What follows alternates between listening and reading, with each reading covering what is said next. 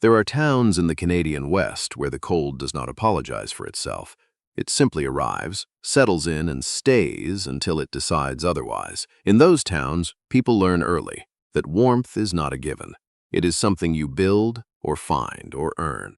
And sometimes, if you are patient enough and honest enough and a little bit lucky, it is something that has been waiting for you the whole time in the form of a person you already knew. In Dunmore, Alberta, in the autumn of 1891, that person was Josephine Hale. She was 28 years old, the youngest daughter of the town's only school teacher. With dark hair, she kept loosely braided, and brown eyes that had the particular quality of taking everything in without giving much away. She was quiet without being shy, capable without being sharp about it, and funny in the dry, unhurried way of people who have no interest in performing for a room. She had grown up in Dunmore, which meant she knew everyone and everyone knew her, which meant paradoxically that very few of them actually saw her. Every eligible man in the county had thought about Josephine Hale. Several had done more than think. There had been an earnest proposal from the Miller boy when she was 22, a determined courtship from a land surveyor passing through at 25, and a formal offer, hat in hand, from Douglas Price, who ran the largest grain operation south of Medicine Hat when she was 27. She had said no to all of them, not coldly, not carelessly, with the particular kind of regret that comes from genuinely wishing you could give someone the answer they were hoping for, and knowing clearly that you cannot. The men were not wrong men. They were simply not the right one. The right one had a name. His name was Nathan Aldridge, and he was the only man in Dunmore who had never once considered asking. What no one knew, not her mother, not her friends, not Nathan himself, was that the situation was about to change whether anyone was ready for it or not. Nathan Aldridge was 32 years old and ran a modest carpentry operation out of the old Harwick building on the east end of town. He was not the most prosperous man in Dunmore, not by a considerable distance. He was not the tallest, nor the most immediately striking, though there was something in the particular set of his shoulders and the unhurried way he moved through the world that tended to make people feel steadier in his vicinity without quite knowing why. He had a habit of listening completely, which is rarer than it sounds, and of saying only what he meant, which is rarer still. He and Josephine had grown up 3 houses apart on the same lane. They had walked to the schoolhouse together for 6 years. They had attended the same church suppers, the same harvest dances, the same town meetings where nothing was ever decided on the first night. He knew how she took her tea. She knew he hated the cold with a passion inconsistent with having chosen to stay in Alberta his entire life. He looked at Josephine Hale the way you look at a place you've lived so long that you stop seeing it, even while it remains quietly the thing that orients everything else. She was helping her father close up the schoolhouse one Thursday afternoon in October when Nathan came by to fix the broken hinge on the back door. A job that had been waiting 3 weeks because Nathan's schedule was always fuller than it looked and because the schoolhouse never stopped needing something repaired. "Afternoon, Joe," he said, which was what he had been saying for years. "Afternoon, Nathan," she said, which was what she had been answering for years. He fixed the hinge. He exchanged a few words with her father about the coming winter and the state of the North Road. He left. Her father, Henry Hale, watched him go down the lane with the long-handled toolkit over his shoulder, and then looked at his daughter for a moment without saying anything.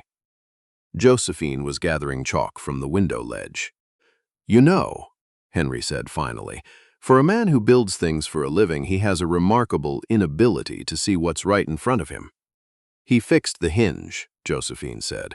"I wasn't talking about the hinge." She didn't answer, but her hands slowed slightly on the chalk, and Henry, who had been a school teacher for 30 years and knew the difference between a person who hadn't heard something and a person who had heard it too well, said nothing more. What neither of them knew was that a man named Clifford Beaumont had been asking quiet questions about Josephine Hale for the past 3 weeks. Clifford Beaumont was 41, recently widowed and the owner of the most successful trading post between Lethbridge and Swift Current. He was not a cruel man, not an unkind one. He was simply a man who had decided what he needed and was proceeding toward it with the methodical patience of someone accustomed to getting what he set out to get. He had asked about her character.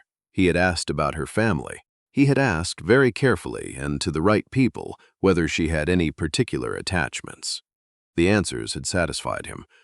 He was, his friends said, getting close to making a formal approach. The Dunmore Harvest Social was held in the old Mackenzie barn on the second Saturday of October, which that year fell on a night so clear and cold that the stars looked close enough to be impolite about it. Josephine went because her mother had pressed her good dress, and her father had promised it would only be 2 hours, and she had learned over the years that some things are easier to attend than to explain away. She wore the green dress. She danced when asked, because not dancing causes more comment than dancing does, and she moved through the evening with the warm, composed attention she gave everything, genuinely present, genuinely interested, and carefully, expertly not looking at the corner of the room where Nathan Aldridge was talking to Ed Furlong about lumber pricing. Clifford Beaumont arrived at 8:30.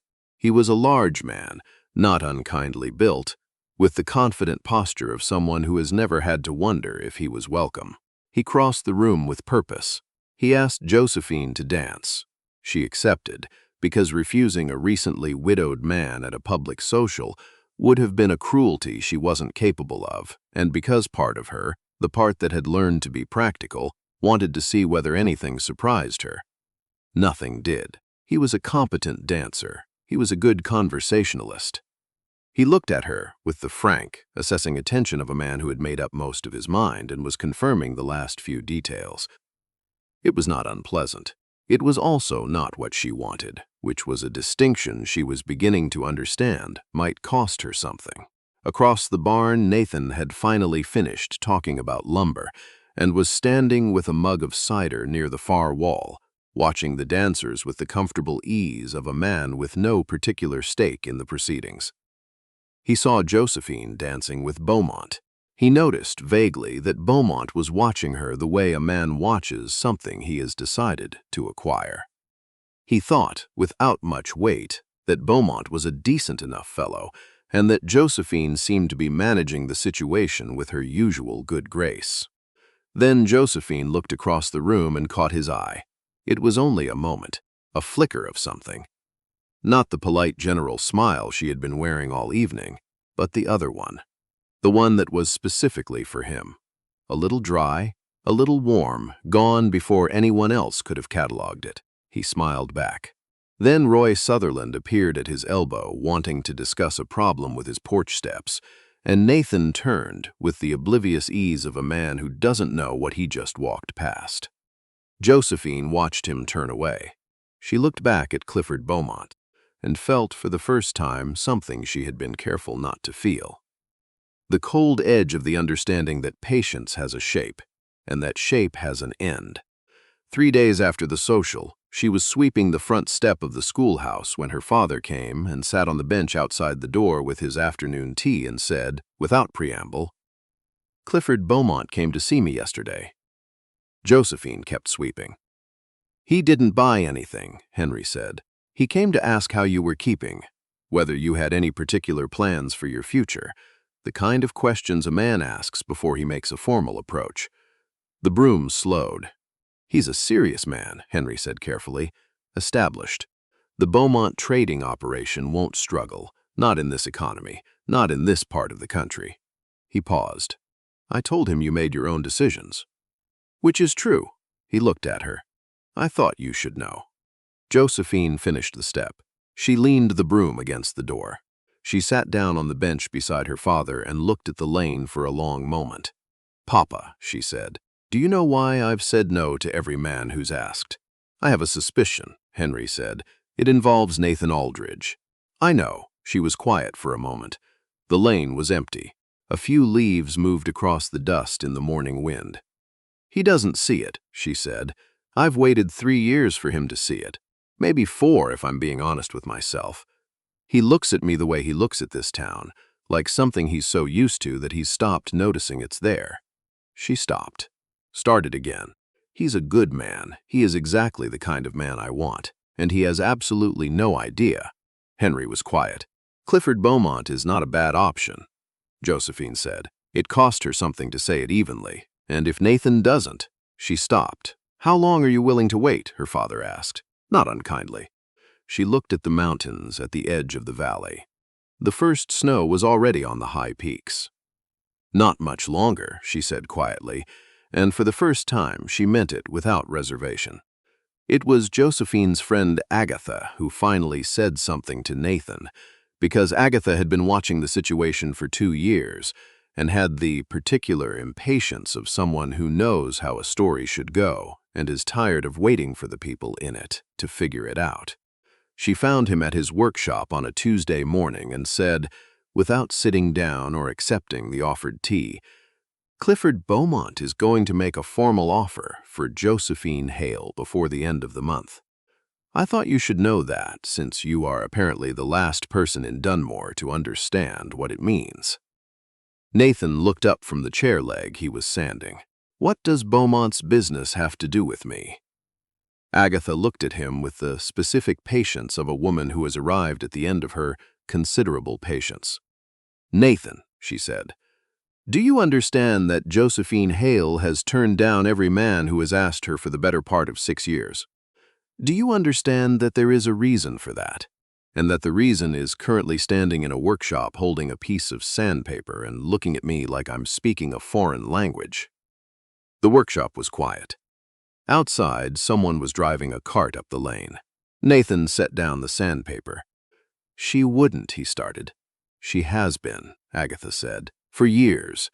She hasn't said anything because she didn't want to make it strange between you, and because she's been hoping you'd get there on your own.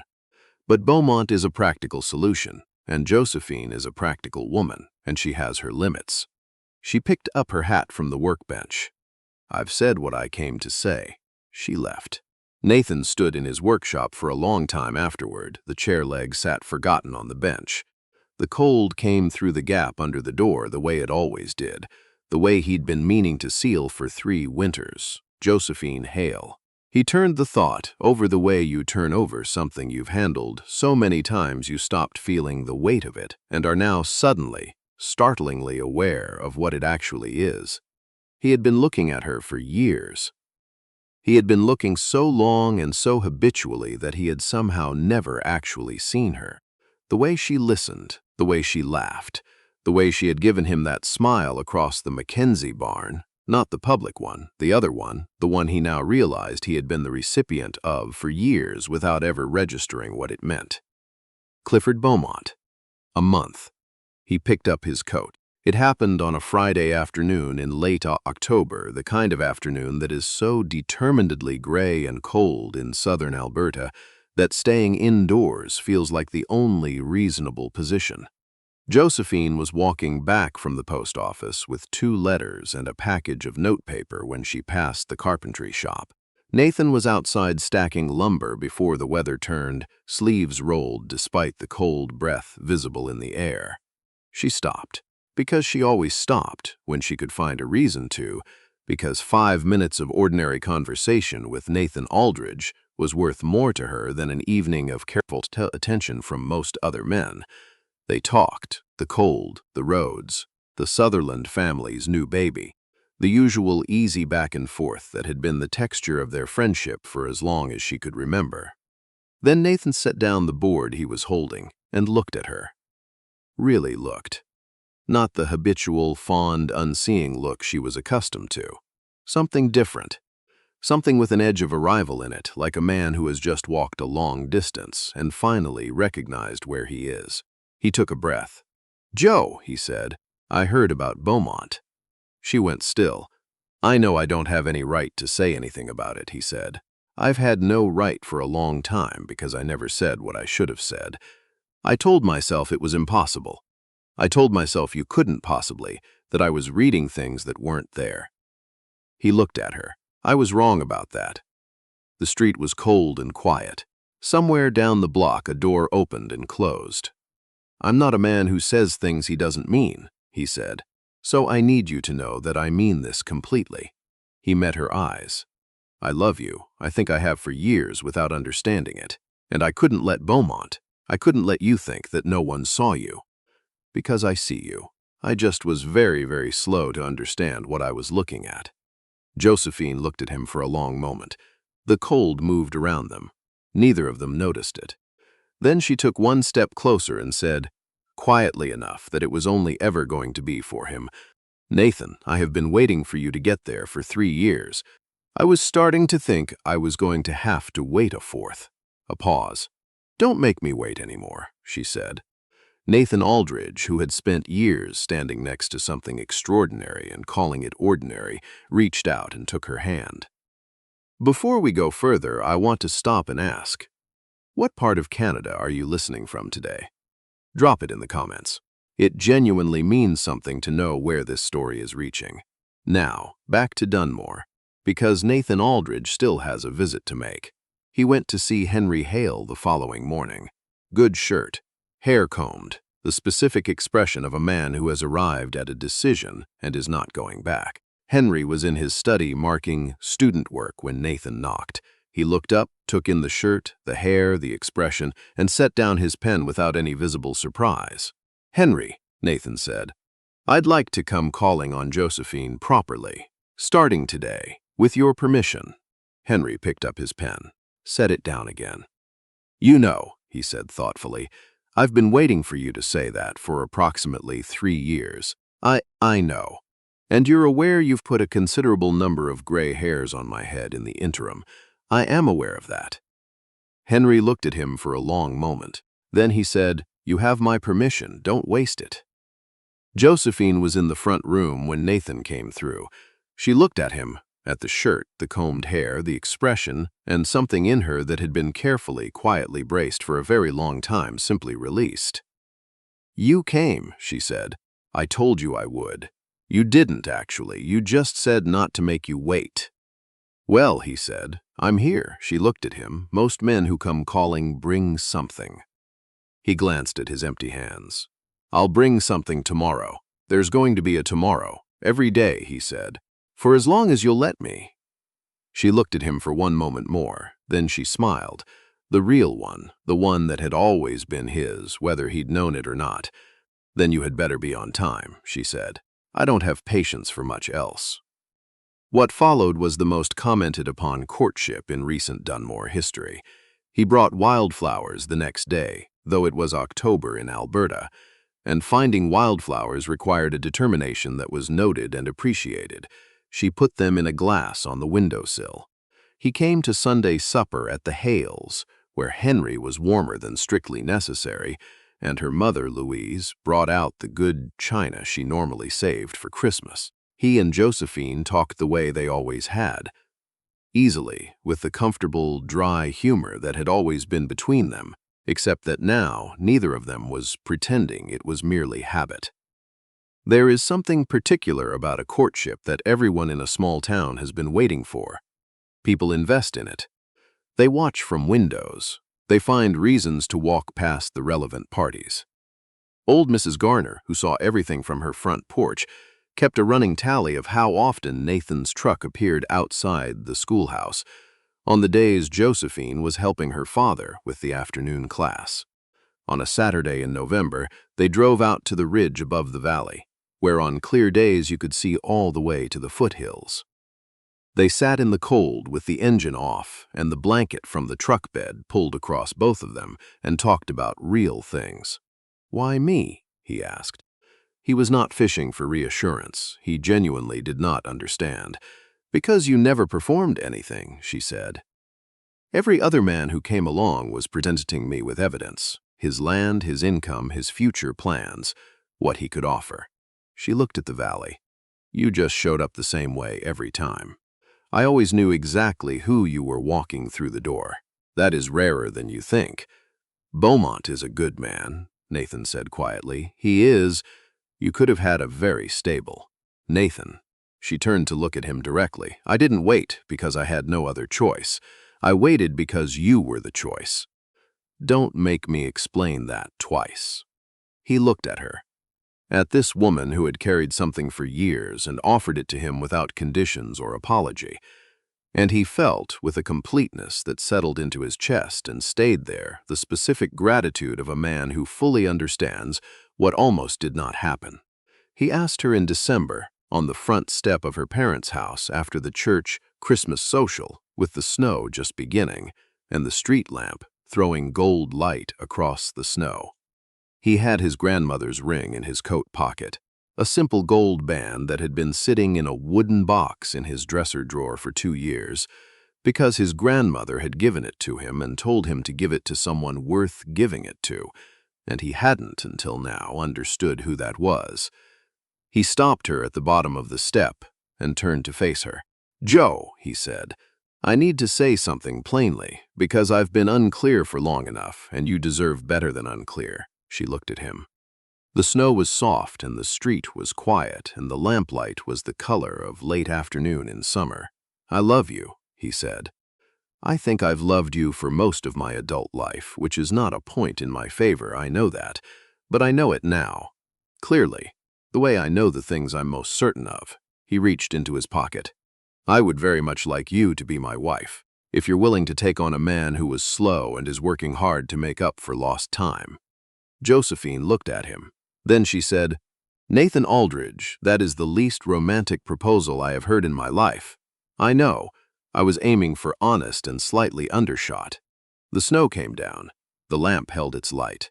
"Yes," she said, simply, finally, with the particular relief of a word that has been waiting a long time to be said out loud. He put the ring on her finger on the front step in the December snow, and she looked at it the way you look at something you recognize. Not new, exactly. Simply and at last completely yours. They were married in February, which in Dunmore is either brave or slightly foolish, and the general consensus was that it was both, and that this was entirely appropriate. The church was full. The whole town had, with varying degrees of subtlety, felt personally involved in the outcome, and felt entitled to celebrate it. Agatha, in the second pew, was observed to be suspiciously bright-eyed for someone who claimed to have no feelings about weddings. Josephine wore her mother's dress, taken in and let out in a few places, and walked toward Nathan with the unhurried certainty of a woman arriving exactly where she had always been going. Nathan stood at the front of the church and watched her come, and felt with sudden and full clarity how close it had all come to going differently. How many Thursdays he had fixed something in that schoolhouse and walked away without seeing what was standing beside him. How Clifford Beaumont had been a month away from a formal approach. How another few weeks of his own comfortable blindness might have changed the entire shape of the rest of his life. He was not going to waste any more of it. They said their vows. They meant them. The years that followed were good ones.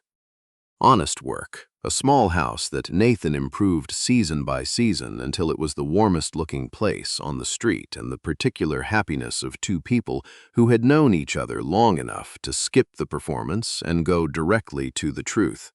Josephine taught at the schoolhouse 2 days a week and kept the books for the carpentry operation the other 3, which she had insisted on from the beginning, and which Nathan had learned, within the first month, was entirely necessary because he had been significantly undercharging for his work for years. He didn't argue.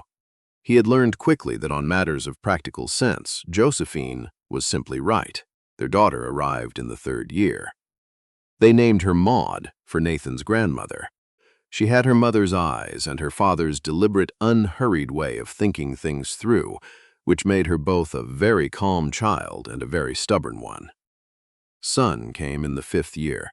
They named him Francis, called Frank from the first week, quick and cheerful and funny in the dry way that Josephine had always been, which made the house considerably louder in all the best ways. On a summer evening in their 7th year, Josephine was in the front garden doing something complicated with a border of flowers she had decided needed relocating, and Nathan came home from a job out past the Sutherland place, dusty and later than he'd meant to be, and stopped at the gate. She was humming. She always hummed at the repetitive work. The evening light was long and gold the way it gets in Alberta in July, when the sky stays light until 9:30, and the whole world seems to have agreed to slow down and be present for a while. He stood at the gate and watched her. She noticed, eventually, the way she always noticed him. She sat back on her heels and looked at him over her shoulder. "You're staring." "I know." "You're also late. I know that too. Are you just going to stand there?" "For a minute," he said. "If that's all right." She turned back to the flowers, but he could see the smile, not the public one. His.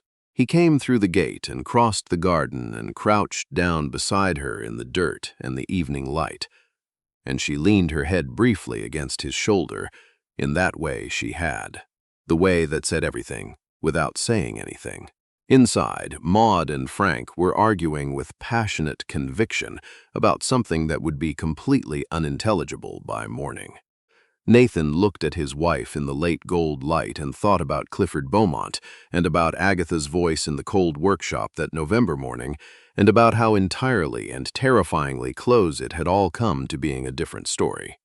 "I see you," he said, not loudly, not dramatically, just clearly. She didn't ask what he meant. She already knew, she had always known. She'd simply been waiting for him to say it. Years later, when Maud was old enough to ask, she asked her mother how she had known. They were in the kitchen on a winter afternoon, making the butter tarts that had become something of a tradition, and the question came sideways in the middle of pressing pastry into the tins. "How did you know Papa was the one?" Maud said, "before he knew."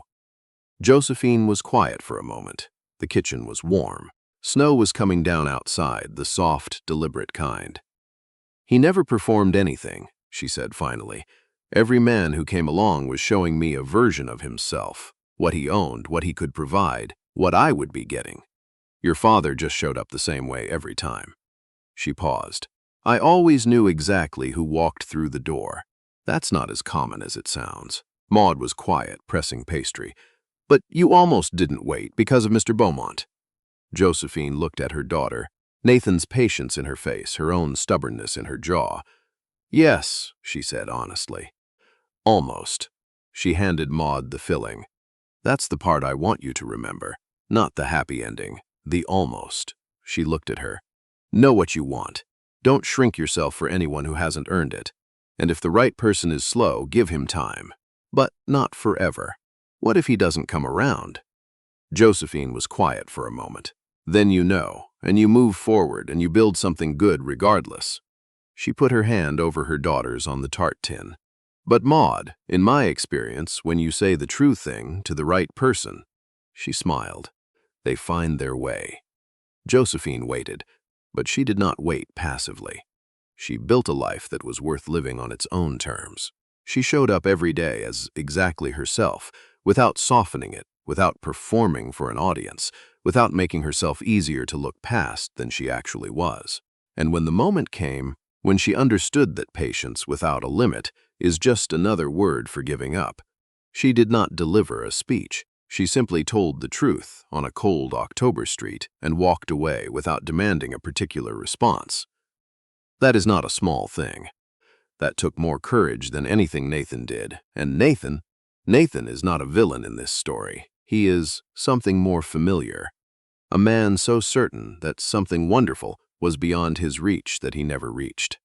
Until the morning someone who cared about him told him plainly that time was not, in fact, standing still. That love, like most things worth having, does not wait on a man's schedule indefinitely. Sometimes we need that. Sometimes the thing that finally moves us is not the discovery of the feeling. We already had the feeling. But the understanding that the feeling has an expiry date we didn't set and can't extend on our own. They chose each other at the last reasonable moment, but they chose each other clearly and deliberately and in time. That is worth holding on to wherever you are tonight.